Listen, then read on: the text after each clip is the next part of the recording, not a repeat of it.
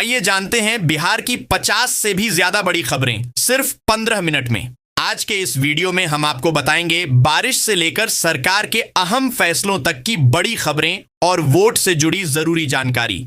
इसीलिए वीडियो को पूरा जरूर देखें। और हाँ, आप हमें ये वीडियो बिहार के किस जिले या गांव से देख रहे हैं, कमेंट में जरूर लिखें। पासवान समाज का दबदबा। 30 साल से महिला विधायक नदारद बिहार की रानीगंज विधानसभा सीट पर लगातार पुरुष उम्मीदवारों का दबदबा रहा है। 1962 से यह सीट अनुसूचित जाति के लिए आरक्षित है, लेकिन पिछले 30 साल में यहां कोई महिला विधायक नहीं बनी। अब तक हुए 16 चुनावों में केवल 1990 और 1995 में शांति देवी ने लगातार जीत दर्ज की थी। वह पासवान समाज से आती हैं और उस वक्त जनता दल की टिकट पर चुनाव लड़ी थीं। शानदार जीत के बाद उन्हें मंत्री पद भी मिला था, लेकिन इसके बाद जनता ने किसी महिला को स्वीकार नहीं किया और पुरुष प्रत्याशी ही लगातार विजेता बनते रहे। बिहार में खुलेगा मेडिकल कॉलेजों का अंबार। सरकार का बड़ा ऑफर। बिहार में स्वास्थ्य क्षेत्र को मजबूती देने के लिए सरकार ने निजी क्षेत्र को बड़ा तोहफा दिया है। डिप्टी सीएम सम्राट चौधरी ने कहा कि अब प्राइवेट सेक्टर अस्पताल और मेडिकल कॉलेज बनाए, जमीन सरकार उपलब्ध कराएगी। पटना में आयोजित कार्यक्रम में उन्होंने बताया कि अखंड ज्योति आई हॉस्पिटल ने 20 साल में 1 करोड़ आंखों की जांच और 12 लाख ऑपरेशन किए हैं। स्वास्थ्य मंत्री मंगल पांडेय ने कहा कि नई वेलनेस योजना के तहत 12 प्रकार के आंखों और 30 तरह के ब्लड टेस्ट होंगे। इस योजना की सुविधा ऑनलाइन बुकिंग से शुरू कर दी गई है। पटना में राहुल गांधी का वोटर अधिकार मार्च। तेजस्वी संग दिखा दम। कांग्रेस नेता राहुल गांधी आज पटना में वोटर अधिकार रैली को संबोधित करेंगे। वे पिछले 16 दिनों से बिहार की पदयात्रा कर रहे हैं। इस दौरान राजद नेता तेजस्वी यादव और महागठबंधन के सभी दलों ने उनका साथ दिया है। पटना के डाक बंगला में बने मंच से राहुल गांधी सभा को संबोधित करेंगे। यहां बड़ी संख्या में लोग जुटे हैं। भीड़ ने उत्साह में सुरक्षा घेरे को तोड़ने की कोशिश की, जिससे पुलिस को व्यवस्था संभालनी पड़ी। गांधी मैदान में भी राहुल का जोरदार स्वागत हुआ, जहां चारों ओर वोट चोर गद्दी छोड़ के नारे गूंजते रहे। गंगा की मिट्टी से पटना में घड़ी जा रही मां दुर्गा की प्रतिमा। त्योहारों का मौसम शुरू होते ही पटना की गलियों में मां दुर्गा की मूर्तियां बननी शुरू हो गई हैं। कुर्जी मोड़, चूड़ी बाजार और बंगाली अखाड़ा में कारीगर बांस, भूसा और कपड़े से ढांचा तैयार कर रहे हैं। इसके बाद गंगा की मिट्टी की पहली परत चढ़ाई जा रही है। मूर्तिकार संदीप पाल, जिनके परिवार की चौथी पीढ़ी इस कला को संजो रही है, बताते हैं कि प्रतिमा बनाना साधना के समान है। वे पर्यावरण का भी खास ख्याल रखते हैं। तेल आधारित पेंट की जगह पानी वाले रंगों का उपयोग किया जाता है, ताकि विसर्जन के बाद नदी को नुकसान न पहुंचे। बिहार के 28 जिलों में भारी बारिश का अलर्ट। सिवान गोपालगंज पर खतरा। मौसम विभाग ने बिहार के 28 जिलों के लिए येलो अलर्ट जारी किया है। सिवान और गोपालगंज में भारी बारिश का पूर्वानुमान जताया गया है। इसके अलावा कई हिस्सों में मेघ गर्जन और वज्रपात की भी चेतावनी दी गई है। तेज हवाएं 30 से 40 किलोमीटर प्रति घंटे की रफ्तार से चलने की संभावना है। रविवार को पटना समेत आसपास के इलाकों में बादल और बूंदाबांदी का असर रहा। वहीं पूर्णिया में 35.4 डिग्री के साथ सबसे ज्यादा तापमान दर्ज हुआ। पूर्वी चंपारण के कल्याणपुर में 90.2 मिलीमीटर बारिश रिकॉर्ड की गई। जबलपुर बैंक डकैती कांड में गया से 2 गिरफ्तार। 3 किलो सोना बरामद। मध्य प्रदेश के जबलपुर में 11 अगस्त को इंसाफ बैंक से हुई 14.87 किलो सोने और 5 लाख की लूट मामले में बड़ी कार्रवाई हुई है। बिहार एसटीएफ ने गया जिले से 2 आरोपितों राजेश दास उर्फ आकाश दास और इंद्रजीत दास को दबोचा है। इनके पास से 3.112 किलो सोना बरामद हुआ, जिसकी कीमत 3 करोड़ से अधिक बताई जा रही है। राजेश दास पर बिहार, झारखंड, ओडिशा और छत्तीसगढ़ में कई मामले दर्ज हैं। दोनों आरोपितों को रविवार को जबलपुर पुलिस अपने साथ ले गई। पुलिस का कहना है कि एसटीएफ की छापेमारी में लुटेरों की कड़ी बिहार से जुड़ी मिली। बिहार चुनाव से पहले अमित शाह की दिल्ली बैठक। सीट बंटवारे पर मंथन। बिहार विधानसभा चुनाव को लेकर भाजपा ने रणनीति तेज कर दी है। केंद्रीय गृह मंत्री अमित शाह ने 3 सितंबर को दिल्ली में बिहार भाजपा की बड़ी बैठक बुलाई है। इसमें प्रदेश अध्यक्ष दिलीप जायसवाल, उप मुख्यमंत्री सम्राट चौधरी और विजय सिन्हा, केंद्रीय मंत्री गिरिराज सिंह और नित्यानंद राय समेत कई बड़े नेता शामिल होंगे। सूत्रों के मुताबिक बैठक में पार्टी सर्वे रिपोर्ट, सत्ता विरोधी लहर और एनडीए सहयोगियों के साथ सीट शेयरिंग पर गहन चर्चा होगी। 15 सितंबर के बाद चुनावी अधिसूचना जारी होने की संभावना है। वहीं पीएम मोदी 2 सितंबर को वर्चुअली योजनाओं की सौगात देंगे और 13 सितंबर को पूर्णिया आएंगे। भागलपुर अपार्टमेंट विवाद, गार्ड से मारपीट पर एफआईआर। आरोपी फरार भागलपुर के श्रीराम अपार्टमेंट में सुरक्षा गार्ड जय किशन पासवान के साथ मारपीट का मामला सामने आया है। गार्ड का आरोप है कि अपार्टमेंट निवासी राकेश और उसके गार्डों ने शौचालय साफ नहीं करने पर उसे बुरी तरह पीटा। आरोप है कि राकेश ने गार्ड के मुंह पर थूक फेंका और उसके गार्डों ने रॉड और हथियार से हमला किया। किसी तरह गार्ड जान बचाकर भाग निकला। पुलिस ने जय किशन के बयान पर एफआईआर दर्ज कर छापेमारी शुरू कर दी है। फिलहाल सभी आरोपी फरार बताए जा रहे हैं। गार्ड का इलाज जवाहरलाल नेहरू मेडिकल कॉलेज अस्पताल में जारी है। भागलपुर में गंगा का जलस्तर खतरे के पार, मंगलवार से मिलेगी राहत। भागलपुर में गंगा नदी का जलस्तर रविवार को डेंजर लेवल पार कर गया, जिससे कई मोहल्लों और गांवों में पानी घुस गया। हालांकि देर रात पानी स्थिर हो गया और अब आपदा विभाग ने मंगलवार से जल स्तर घटने का अनुमान जताया है। शहर का बूढ़ानाथ पार्क समेत कई घाट पूरी तरह जलमग्न हो गए हैं। सबौर क्षेत्र के कई गांवों में घरों तक पानी प्रवेश कर गया है। प्रशासन लगातार हालात पर नजर बनाए हुए है। फिलहाल लोगों को सतर्क रहने की अपील की गई है, लेकिन राहत की बात यह है कि आने वाले दिनों में धीरे धीरे गंगा का जलस्तर कम होगा। तुर्की स्टेशन पर बनेगा आधुनिक कोचिंग डिपो, सोनपुर मंडल की तैयारी तेज। मुजफ्फरपुर रेलवे स्टेशन समस्तीपुर मंडल में जाने के बाद अब सोनपुर रेल मंडल तुर्की स्टेशन को नए रूप में विकसित करने जा रहा है। यहां इंटीग्रेटेड कोचिंग डिपो बनाने की योजना बनाई गई है। इसके लिए स्टेशन के पास 4 एकड़ जमीन उपलब्ध है। रेलवे अधिकारियों के मुताबिक रामदयालु स्टेशन से चलने वाली ट्रेनों का मेंटेनेंस अब तुर्की में बने इस आधुनिक डिपो में होगा। सोनपुर मंडल का कहना है कि मुजफ्फरपुर में चला गया कोचिंग डिपो तुर्की में शिफ्ट कर इसकी भरपाई की जाएगी। रेलवे ने इसकी जानकारी मुख्यालय को भेज दी है और जल्द काम शुरू होगा। 2 रुपए से जूझने वाली देवकी बनी। मिसाल, पीएम मोदी ने की तारीफ, मुजफ्फरपुर की देवकी देवी ने संघर्ष की कहानी से इतिहास रच दिया है। कभी 2 रुपए और 2 वक्त की रोटी के लिए मोहताज रहीं देवकी आज जीविका समूह से जुड़कर सोलर पंप से किसानों को पानी उपलब्ध करा रही हैं और हर महीने 20,000 रुपये कमा रही हैं। प्रधानमंत्री नरेंद्र मोदी ने रविवार को मन की बात कार्यक्रम में देवकी के जज्बे की खुलकर सराहना की। देवकी ने बताया कि 2010 में जब वे जीविका से जुड़ी तो समाज और परिवार ने विरोध किया, लेकिन हिम्मत नहीं हारी। आज वे न सिर्फ गरीबी को मात दे चुकी हैं, बल्कि महिलाओं के लिए प्रेरणा बन गई हैं।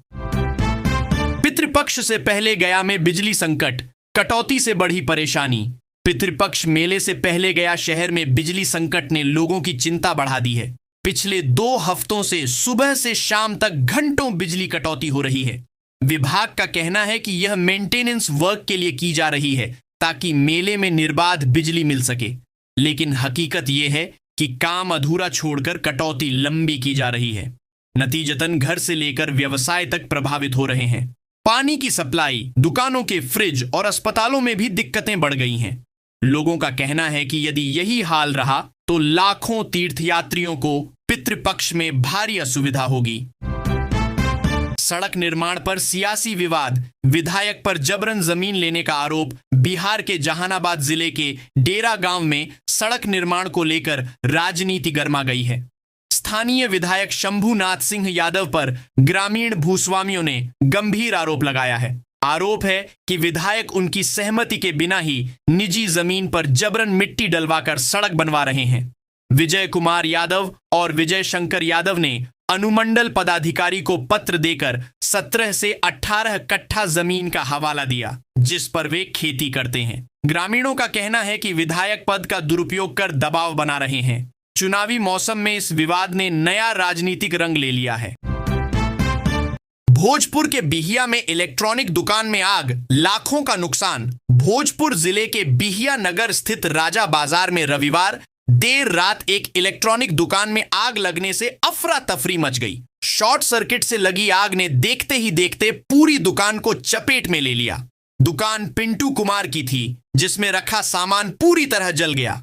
घटना में करीब 15 लाख रुपए के नुकसान का अनुमान है। घनी बस्ती होने के कारण लोग घंटों आग बुझाने की कोशिश करते रहे।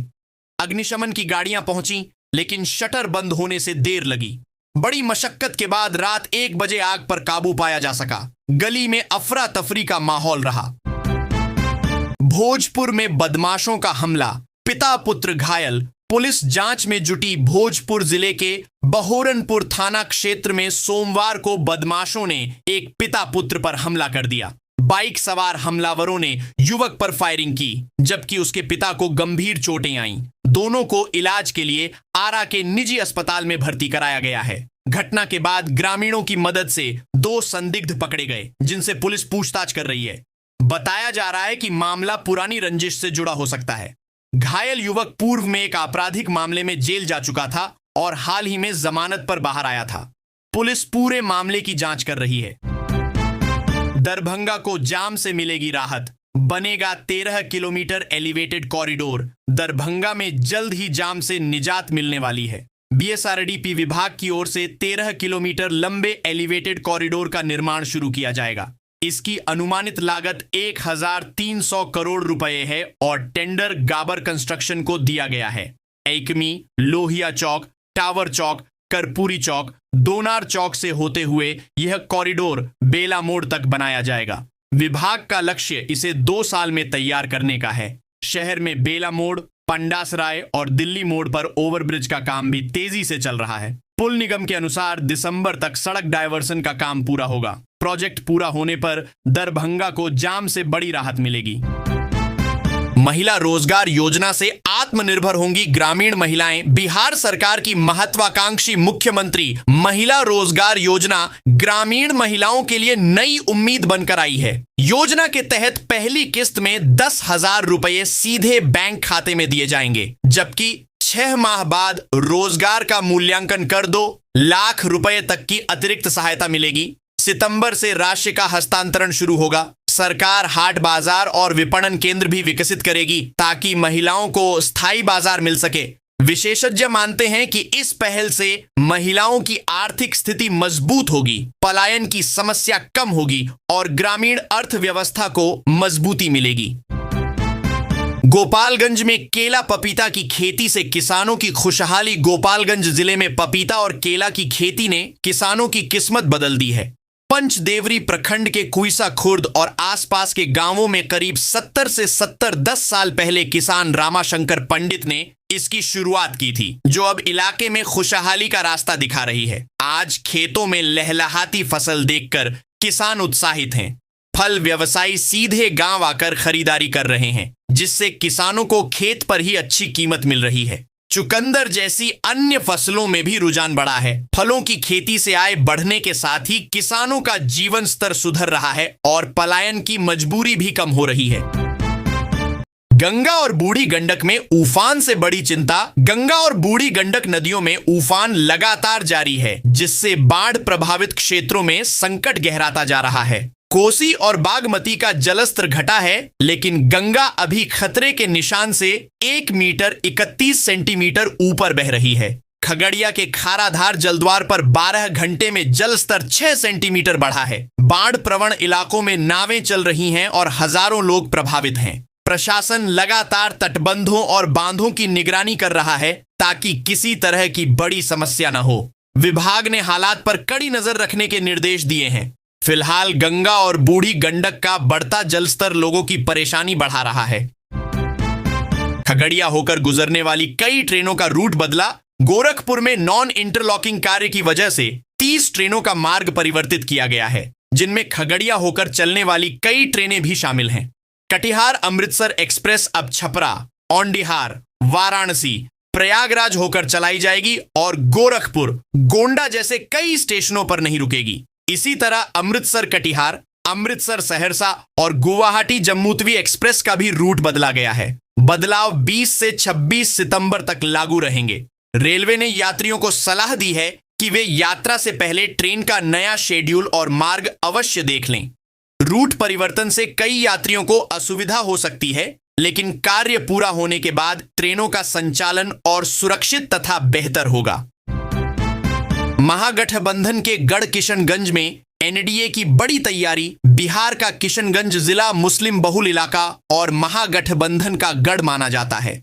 पिछले विधानसभा चुनाव में यहां की चारों सीटों पर महागठबंधन का कब्जा रहा। हालांकि 2 सीटें पहले ओवैसी की एआईएमआईएम के पास थीं, लेकिन उनके विधायक बाद में राजद में शामिल हो गए। इस बार हालात बदल सकते हैं, क्योंकि एनडीए ने यहां पूरी ताकत झोंक दी है। अगर ओवैसी की पार्टी अलग से चुनाव लड़ती है तो महागठबंधन के वोटों में सेंध लग सकती है और इसका फायदा सीधे एनडीए को मिलेगा। पिछली बार किशनगंज सदर सीट पर कांग्रेस प्रत्याशी ने भाजपा को मात्र 1381 वोट से हराया था। यही कारण है कि एनडीए इस बार खास रणनीति के साथ मैदान में उतरा है।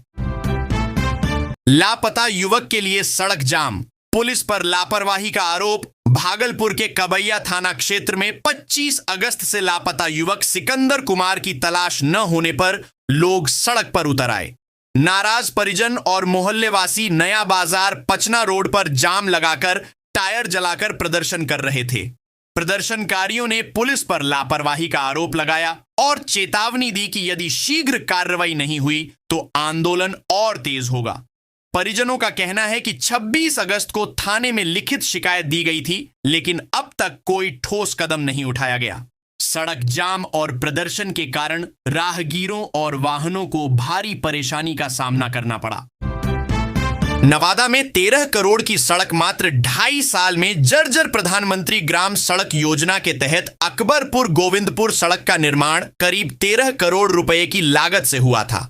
14 जनवरी 2021 से 28 फरवरी 2023 तक बनी यह सड़क केवल 30 महीने में ही जर्जर हो गई। स्थानीय लोग बताते हैं कि निर्माण मानक के अनुसार नहीं हुआ, इसलिए जगह जगह गड्ढे और टूट फूट है। विभाग ने निर्माण एजेंसी को मरम्मत का आदेश दिया है। इस सड़क पर आवागमन मुश्किल हो गया है और लोग वाहन से हिचकोले खाते हुए गुजरने को मजबूर हैं। 5 साल की मेंटेनेंस अवधि में यह लापरवाही गंभीर सवाल खड़े करती है। पूर्णिया एयरपोर्ट उड़ान के लिए तैयार, बुकिंग जल्द शुरू। पूर्णिया एयरपोर्ट का निर्माण लगभग पूरा हो चुका है। टर्मिनल, सड़क और अन्य सुविधाओं का 95% काम पूरा हो गया है। एयरपोर्ट को 5 सितंबर तक हैंडओवर करने की तैयारी है, जबकि उद्घाटन 17 सितंबर को प्रधानमंत्री नरेंद्र मोदी करेंगे। इंडिगो की साइट पर PXN कोड दिखने लगा है और बुकिंग जल्द शुरू होने की संभावना है। लगभग 400 करोड़ रुपए की लागत से बना यह एयरपोर्ट राज्य का सबसे लंबा रनवे वाला हवाई अड्डा होगा। Terminal, cargo complex, aero bridge और आधुनिक सुविधाओं के साथ यह कोशी सीमांचल क्षेत्र के विकास को नई उड़ान देगा। सुपौल में पकड़ा गया साइबर ठग, 45 घंटे में 51,000 कॉल का खुलासा। आर्थिक अपराध इकाई ने सुपौल के गौसपुर से साइबर ठग हर्षित कुमार को गिरफ्तार किया है। जांच में सामने आया कि उसने वैशाली से खरीदे गए 231 मोबाइल नंबरों में से 149 का इस्तेमाल कर 30 जून से 2 जुलाई तक सिर्फ 48 घंटे में 51,000 कॉल साइबर ठगी के लिए की। इससे पहले भी वह 50 नंबरों से 10,000 से ज्यादा कॉल कर चुका था। हर्षित ने पंकज मोबाइल, किरण मोबाइल, गोल्डन टाइम और अन्य दुकानों से हजारों सिम लिए थे। जांच में खुलासा हुआ कि उसने अपने गिरोह के लिए कोसी और सीमांचल के लोगों के नाम से 5,000 से अधिक सिम कार्ड जुटाए और फर्जीवाड़ा किया। प्रेमिका से परेशान युवक टावर पर चढ़ा, 3 घंटे तक हंगामा। पटना के इंद्रपुरी थाना क्षेत्र में सुजानपुर गांव के युवक प्रीतम कुमार ने प्रेमिका से परेशान होकर मोबाइल टावर पर चढ़कर हंगामा कर दिया। युवक का कहना है कि विवाह के बाद भी युवती उस पर दबाव डालती है और रुपये की मांग कर परेशान करती है। मामले की जानकारी मिलते ही ग्रामीण और परिजन जुट गए। थानाध्यक्ष माधुरी कुमारी दल बल के साथ मौके पर पहुंची और लगातार मनाने के बाद 3 घंटे की मशक्कत से युवक को नीचे उतारा गया। घटना के बाद गांव में सनसनी फैल गई। बताया गया कि इस मामले को लेकर पहले भी पंचायत हो चुकी थी, लेकिन विवाद खत्म नहीं हुआ था। 7 सितंबर को पूर्ण चंद्र ग्रहण 12:57 से लगेगा। सूतक भाद्रपद पूर्णिमा पर इस साल खास खगोलीय संयोग बनने वाला है। 7 सितंबर को पूरे भारत में पूर्ण चंद्र ग्रहण दिखेगा। सोनपुर के नौलखा मंदिर के पूर्व प्रबंधक पंडित नंद कुमार राय के अनुसार ग्रहण का स्पर्श रात 9:57, मध्यकाल 11:22 और मोक्ष 1:27 पर होगा। सूतक दोपहर 12:57 से लगेगा और इस दौरान मंदिरों के पट बंद रहेंगे। मोक्ष के बाद श्रद्धालु स्नान, अभिषेक और विशेष पूजा करेंगे। ज्योतिष के अनुसार यह ग्रहण राशियों पर अलग प्रभाव डालेगा। मेष और वृषभ राशि के लोगों को सुख मिलेगा, जबकि मिथुन, कर्क और सिंह वालों को मानसिक दबाव का सामना करना पड़ सकता है।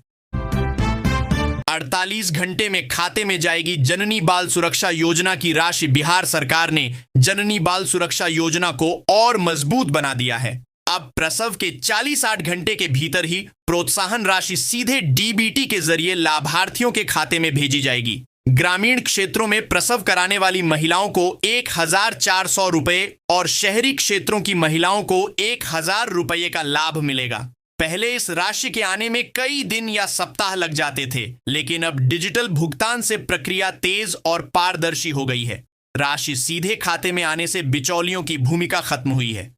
स्वास्थ्य विभाग का मानना है कि यह कदम महिलाओं को संस्थागत प्रसव के लिए प्रेरित करेगा और मातृ शिशु मृत्यु दर कम करने में मददगार होगा। दिवाली छठ पर मऊ कोलकाता के बीच चलेगी स्पेशल ट्रेन। त्योहारों में यात्रियों की सुविधा के लिए रेलवे ने मऊ और कोलकाता के बीच साप्ताहिक विशेष ट्रेन चलाने का फैसला किया है।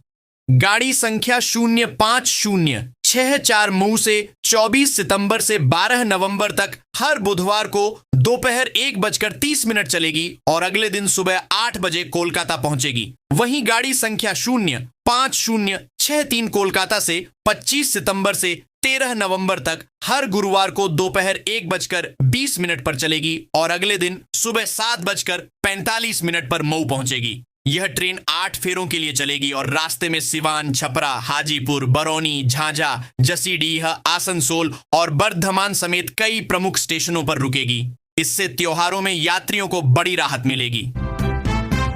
सीएम कन्या उत्थान योजना से स्नातक पास छात्राओं को 50,000 रुपए। बिहार सरकार ने मुख्यमंत्री कन्या उत्थान योजना के तहत स्नातक पास अविवाहित छात्राओं को 50,000 रुपए की आर्थिक सहायता देने की घोषणा की है। इस योजना के लिए छात्राएं 5 सितंबर तक मेधा सॉफ्ट पोर्टल पर ऑनलाइन आवेदन कर सकती हैं। लाभ उन्हीं को मिलेगा जिन्होंने बिहार के मान्यता प्राप्त कॉलेज या विश्वविद्यालय से स्नातक की पढ़ाई पूरी की हो। योजना का उद्देश्य लड़कियों को उच्च शिक्षा के लिए प्रोत्साहित करना और आर्थिक बाधाओं को दूर करना है। कॉलेज प्राचार्यों ने छात्राओं को समय पर दस्तावेज तैयार कर आवेदन करने की सलाह दी है।